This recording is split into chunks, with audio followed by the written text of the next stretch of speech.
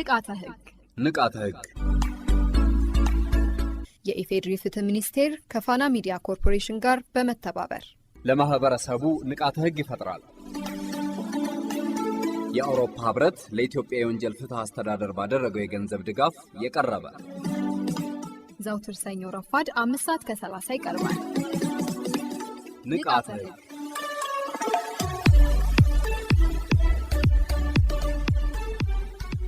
በዚህ ፕሮግራም የሚተላለፉ መልእክቶች የአውሮፓ ህብረትን አቋም ያንጸባርቃሉ ማለት አይደለም።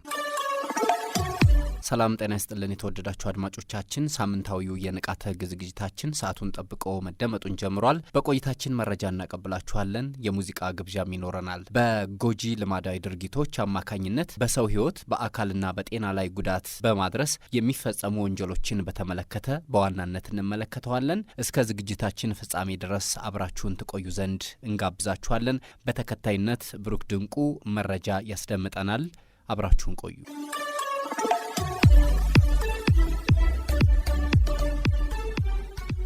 የግዴታ ስራ ቅጣት በኢፌዴሪ የወንጀል ህግ። የወንጀል ህግ ከማህበራዊ ክስተቶች አንዱ ሲሆን ሰዎች ለፈጸሙት ጥፋት ከሚጣለባቸው የወንጀል ቅጣቶች መካከል የግዴታ ስራ አንዱ ነው። በኢፌዴሪ ህገ መንግሥት አንቀጽ 18 ንዑስ አንቀጽ 3 ማንኛውም ሰው በኃይል ተገዶ ወይም ግዴታን ለማሟላት ማንኛውንም ሥራ እንዲሠራ ማድረግ የተከለከለ መሆኑን ይደነግጋል። ይሁንና በንዑስ አንቀጽ 4 ሀ መሠረት ማንኛውም እስረኛ በእስራት ላይ ባለበት ጊዜ በሕግ መሠረት እንዲሠራ የተወሰነውን ወይም በገደብ ከእስር በተለቀቀበት ጊዜ የሚሠራውን ማንኛውንም ሥራ እንደማያካትት ያስቀምጣል። በተያያዘ ሁኔታ በወንጀል ሕጉ እንደ አንድ የቅጣት ዓይነት የተደነገገው የግዴታ ሥራ ሕጋዊ የሕግ ማስፈጸሚያ መንገድ መሆኑን መገንዘብ ይቻላል። በዚህ ጽሑፍ የግዴታ ሥራ ቅጣት ምንነትና አፈጻጸሙ በአጭሩ የሚዳሰስ ይሆናል።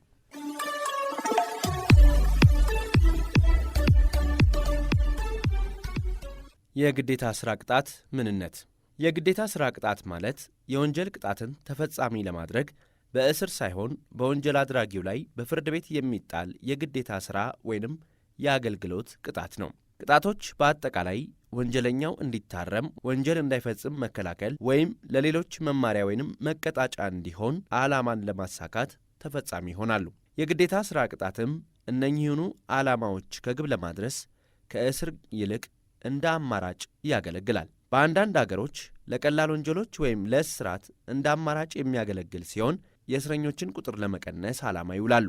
የግዴታ ሥራ ቅጣት አፈጻጸም። የግዴታ ሥራ ቅጣት በሁለት መንገድ ማለትም የተቀጪውን ነጻነት ባለመገደብ ወይንም በመገደብ ሊፈጸም ይችላል። የመጀመሪያው በወንጀል ሕጉ አንቀጽ 103 ላይ እንደተደነገገው የግዴታ ሥራ በወንጀል ጥፋተኛ የተባለ ሰው ሥራ ሰርቶ ከሚያገኘው ገንዘብ ለመንግሥት ገቢ የሚያደርግበትን ሁኔታ የሚመለከት ነው።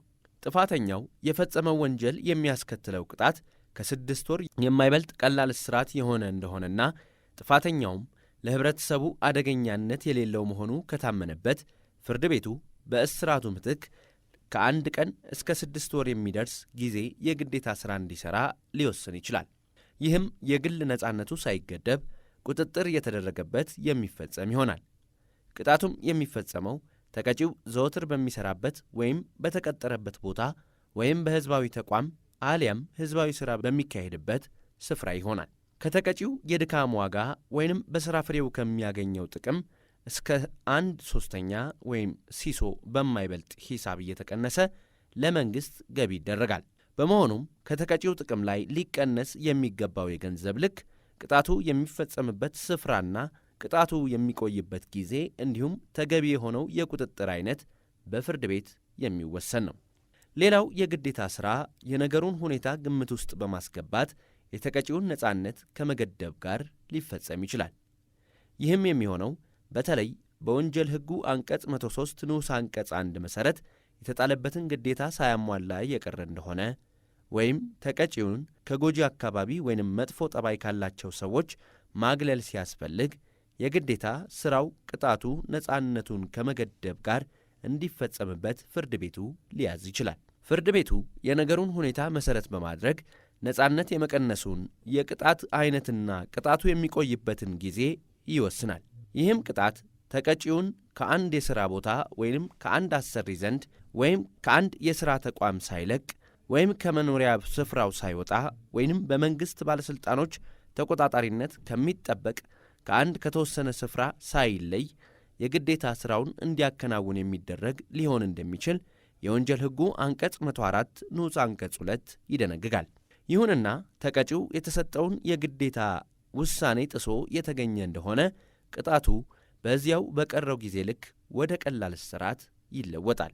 የወንጀል ሕጉ የመቀጮ ቅጣት በግዴታ ሥራ ሊለወጥ የሚችልበትን ሁኔታ በአንቀጽ 96 ስር ያስቀመጠ ሲሆን ተቀጪው መቀጮ የማስገባት ግዴታውን ያልተወጣ እንደሆነና ወዲያውኑ መቀጮ በማይከፍልበት ጊዜ ለመክፈል የሰው ዋስትና ወይም ግዙፍ መያዣን እንዲያስይዝ ፍርድ ቤቱ አዞ መቀጮው በአንቀጽ 93ና 94 መሠረት ገቢ ካልሆነ የተፈረደበት ሰው ለመንግሥት ወይም ለሕዝብ አገልግሎት ድርጅት በሥራ በማገልገል እንዲከፍል ፍርድ ቤቱ ሊያዝ ይችላል። በተጨማሪም በወንጀል ሕጉ አንቀጽ 107 እንደተደነገገው እስከ 6 ወር የሚደርስ ቀላል እስራት ቅጣት በሕጉ ልዩ ክፍል ድንጋጌዎች ላይ ተመልክቶ በሚያጋጥምበት ጊዜ ሁሉ በቀላል እስራት የግል ነጻነትን የማሳጣት ቅጣት ለማስፈጸም ወይም በእስር ቤቱ መልካም አካሄድ ላይ ችግር የሚፈጥር ሆኖ የተገመተ እንደሆነ ወይም የተቀጪውንም ጠባይ ለማሻሻል ወይም ወደ ማኅበራዊ ኑሮ መልሶ ለማስገባት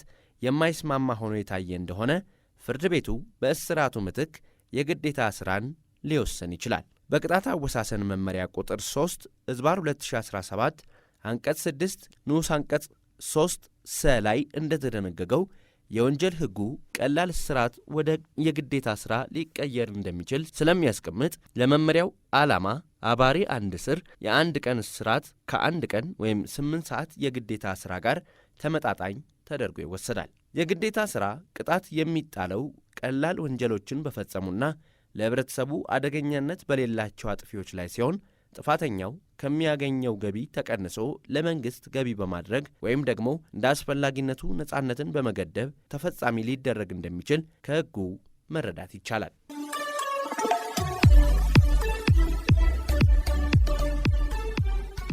ንቃተ ሕግ ነው እየተደመጠ የሚገኘው። አድማጮቻችን አሁን ወደ ዋናው ጉዳያችን ተመልሰናል። የዛሬው ዋና ጉዳያችን በጎጂ ልማዳዊ ድርጊቶች አማካኝነት በሰው ሕይወት በአካልና በጤና ላይ ጉዳት በማድረስ የሚፈጸሙ ወንጀሎችን እንመለከታለን። በርዕሰ ጉዳያችን ዙሪያ ሰፋ ያለ ማብራሪያ የሚሰጡን የሕግ ባለሙያ ከፍትህ ሚኒስቴር ጋብዘናል። ከእርሳቸው ጋር የምናደርገውን ቆይታ ተጋበዙልን። አብራችሁን ቆዩ።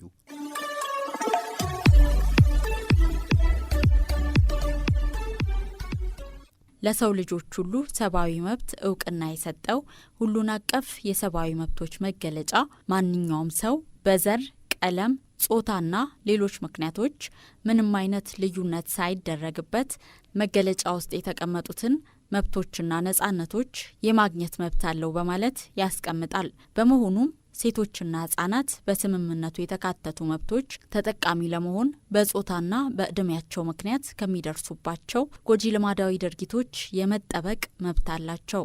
የህጻናትን መብት በመጠበቅ ሂደት የመኖር መብት፣ ከፍተኛው የመዳን እና የእድገት መብት፣ ከሁሉም አይነት አካልንና አእምሮን ከሚያውኩ ድርጊቶች የመጠበቅ መብት፣ ከስቃይ ጨካኝና ኢሰብአዊ ወይም ክብርን ከሚጎዳ አያያዝና ቅጣት የመጠበቅ መብታቸው ሊከበር ይገባል። ስሜ መስፍን መኮንን ይባላል። በፍትህ ሚኒስቴር የንቃተ ሕግ ትምህርትና ስልጠና ዳይሬክቶሬት ምክትል ረዳት ጠቅላይ አቃቢ ሕግ ነኝ።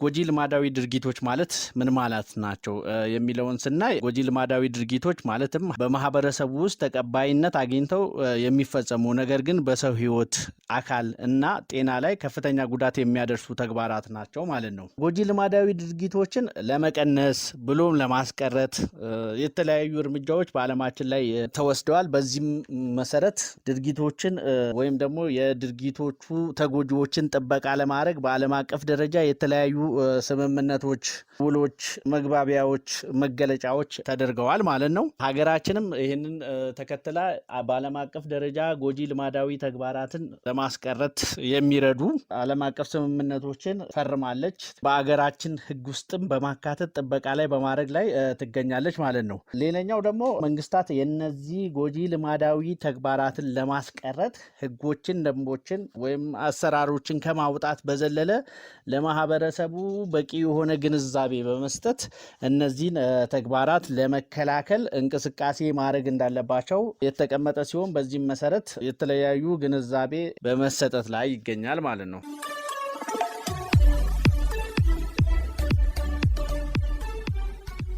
በሴቶች ላይ የሚደርስ ጥቃትን ለማስወገድ የተሰጠ መግለጫ ወይንም ዲክላሬሽን ኦን ዘ ኢሊሚኔሽን ኦፍ ቫዮለንስ አጌንስት ዊሜን በአንቀጽ 4 ስር እንደሚያስቀምጠው የስምምነቱ አባል መንግስታት በሴቶች ላይ የሚፈጸሙ ጥቃቶችን ማውገዝ እንዳለባቸው ግዴታ የሚጥል ሲሆን በተጨማሪም ይህን ግዴታቸውን ላለመወጣትና ጥቃቶቹን ላለማስወገድ ማንኛውንም ባህል፣ ወግ ወይም ሃይማኖት እንደ ምክንያት ማንሳት አይችሉም። የህፃናትን መብትን በተመለከተ ያስቀመጣቸው ድንጋጌዎች ያሉ ሲሆን ከዚህ ውስጥ የህፃናት መብትን በመጠበቅ ሂደት የሚኖሩ መብት፣ ከፍተኛ የመዳን ማክሲመም ሰርቫይቫል፣ የእድገት መብት፣ ከሁሉም አይነት አካልን አእምሮን ከሚያውኩ ድርጊቶች የመጠበቅ መብት፣ ከስቃይ፣ ከጭካኔ፣ ከሰብአዊ ወይም ክብርን ከሚጎዱ አያያዝና ቅጣት የመጠበቅ መብት እንዳለው ያስቀምጣል ማለት ነው። በብዙ የዓለማችን ክፍል ላይ ህፃናትን በተመለከተ ከአስተዳደጋቸው ጋር ከስነ ምግባራቸው ጋር በተመለከተ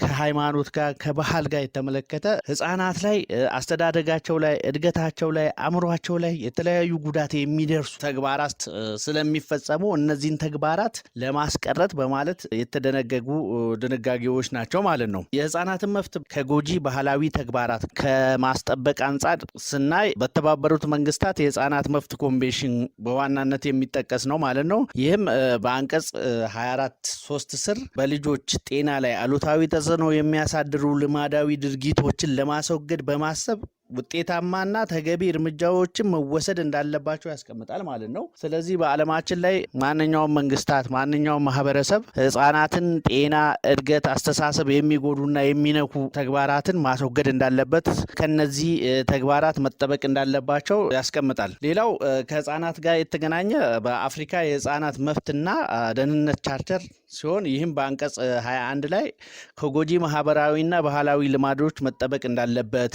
ህፃናት ደህንነት፣ ክብር፣ መደበኛ እድገት የሚነኩ ጎጂ ማህበራዊ ባህላዊ ልማዶች በተለይም ለልጆች ጤንነትና ህይወት ጎጂ የሆኑ ልማዶች እና በጾታ በእድሜ ወይም በሌላ ምክንያቶች በልጁ ላይ አሉታዊ አድሏዊ የሆኑ ልማዶችን ለማስወገድ ተገቢ እርምጃ መውሰድ እንዳለባቸው የአፍሪካ ህፃናት መብት እና ደህንነት ቻርተርም ያስቀምጣል ማለት ነው።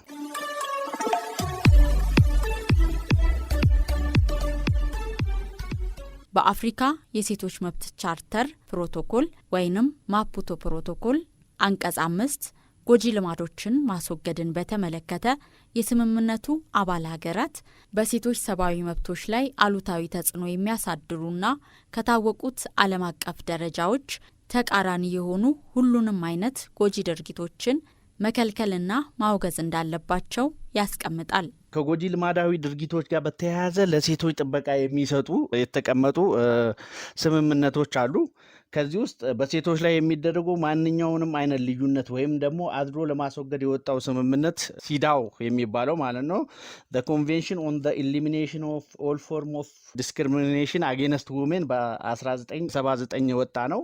ይህም በአንቀጽ 2 ላይ ምን ይላል? በሴቶች ላይ አድሎ የሚፈጥሩ ልማዶች ለማስወገድ ነባር ህጎችን፣ ደንቦችን ለማሻሻል ወይም ደግሞ ለመሻር ጨምሮ ሁሉንም ተገቢ እርምጃዎች መወሰድ መቻል አለባቸው ብሎ ነው የሚያስቀምጠው ማለት ነው። ስለዚህ በዓለማችን ላይ የሴቶችን መብት የሚነካ ልማዳዊ ድርጊቶች የሆኑ ብዙ ህጎች፣ ደንቦች፣ አሰራሮች ያሉ ሲሆን እነዚህን የሴቶችን መብትና ጥቅሞችን የሚጎዱ ተግባራትን ለማስወገድ መንግስታት የራሳቸውን እርምጃ መውሰድ እንዳለባቸው፣ እነዚህን የሴቶችን መብቶች ጥቅሞችን የሚነኩ ባህላዊ ተግባራትን በህጋቸው ላይ ያካተው ከሆነ እነዛን ህጎች ደግሞ የመሻር የማስወገድ እና የማሻሻል ኃላፊነት እንደተጣለባቸው መንግስታት በማንኛውም ሁኔታ ሴቶችን ከጎጂ ልማዳዊ ተግባራት የመጠበቅ ኃላፊነት እንዳለበት በዚህ ድንጋጌ ላይ ተቀምጧል ማለት ነው።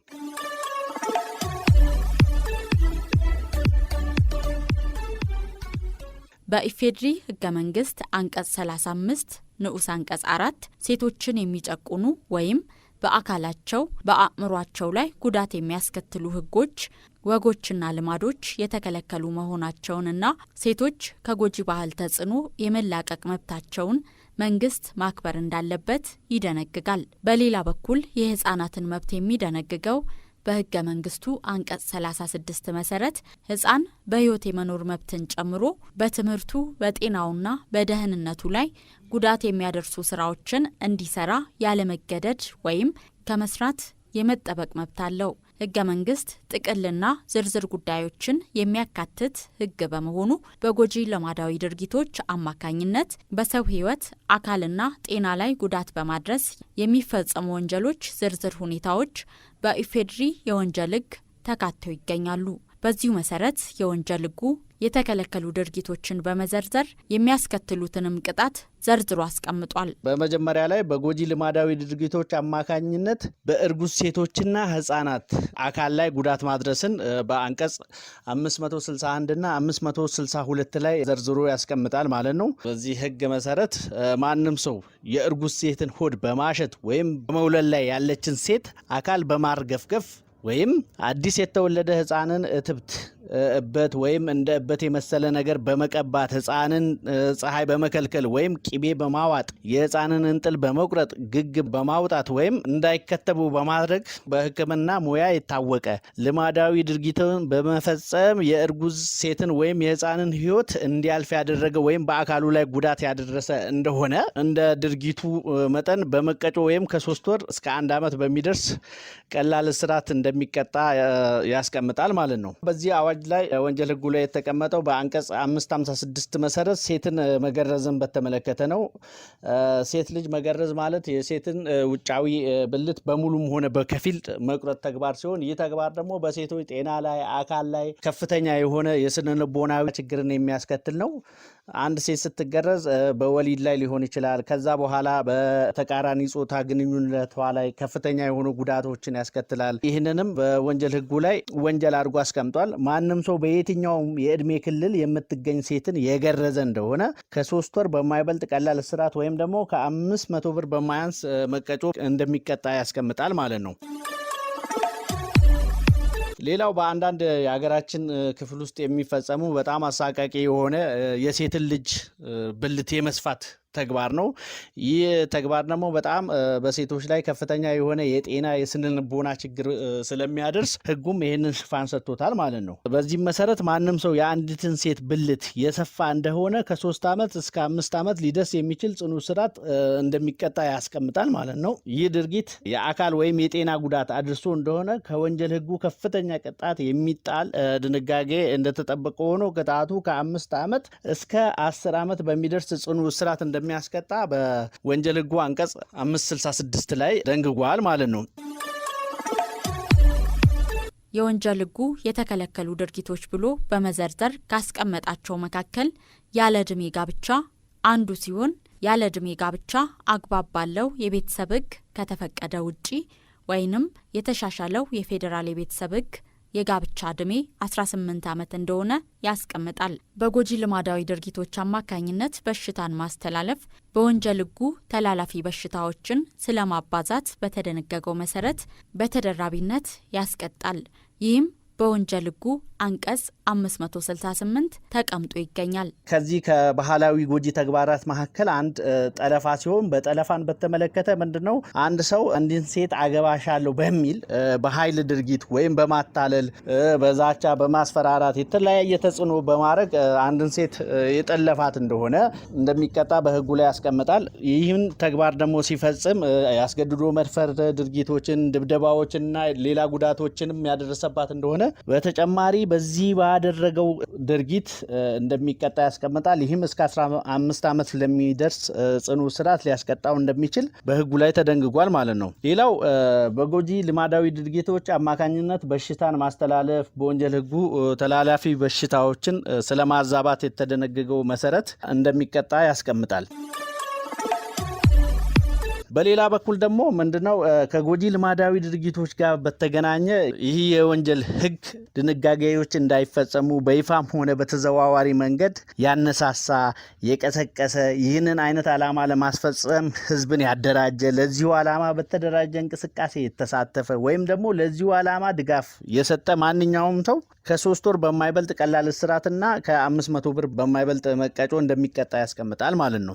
ስለዚህ በአጠቃላይ ምንድነው ይህ ጎጂ ልማዳዊ ተግባር በተጎጂው ላይ በጤናው ላይ በአእምሮ ላይ በአካሉ ላይ ከፍተኛ ጉዳትን የሚያደርስ በመሆኑ አልፎም ተርፎም እስከ ሞት ድረስ የሚደርስ አደጋ የሚያደርስ በመሆኑ ማንም ሰው ከዚህ የጎጂ ልማዳዊ ተግባራት የመጠበቅ መብት እንዳለው ያስቀምጣል። በተረፈም ደግሞ በዚህ ጎጂ ልማዳዊ ተግባራት ላይ የሚሳተፉ በብዛት ወላጆች ሊሆኑ ይችላሉ። በባህላቸው መሰረት ትክክል ነው ብለው ያምናሉ። ነገር ግን ይሄ ደግሞ በተጎጂው ላይ ከፍተኛ የሆነ አካላዊ፣ ስነ ልቦናዊ ብሎም አልፎም ተርፎም በህይወቱ ላይ ጉዳት የሚያደርስ በመሆኑ ይህንን ተግባር ከመፈጸም መቆጠብ መቻል አለባቸው።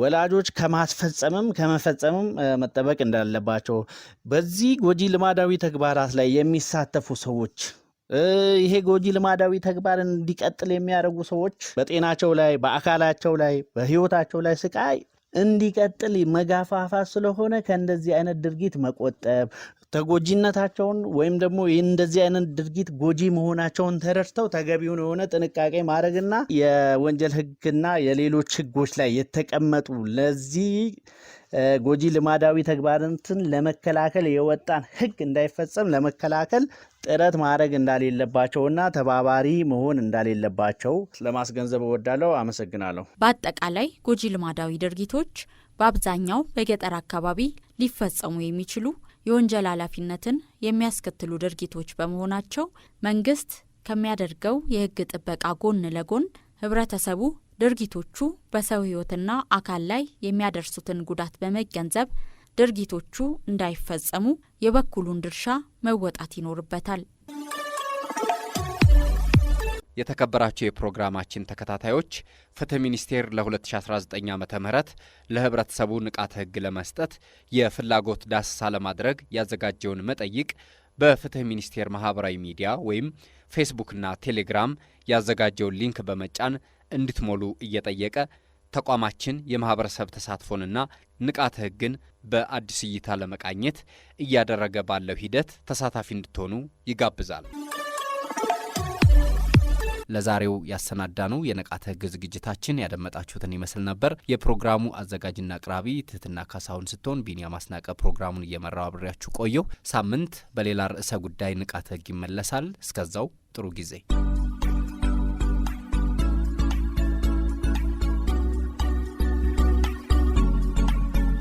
ንቃተ ህግ የኢፌዴሪ ፍትህ ሚኒስቴር ከፋና ሚዲያ ኮርፖሬሽን ጋር በመተባበር ለማህበረሰቡ ንቃተ ህግ ይፈጥራል። የአውሮፓ ህብረት ለኢትዮጵያ የወንጀል ፍትህ አስተዳደር ባደረገው የገንዘብ ድጋፍ የቀረበ ዘውትር ሰኞ ረፋድ 5:30 ይቀርባል። ንቃተ ህግ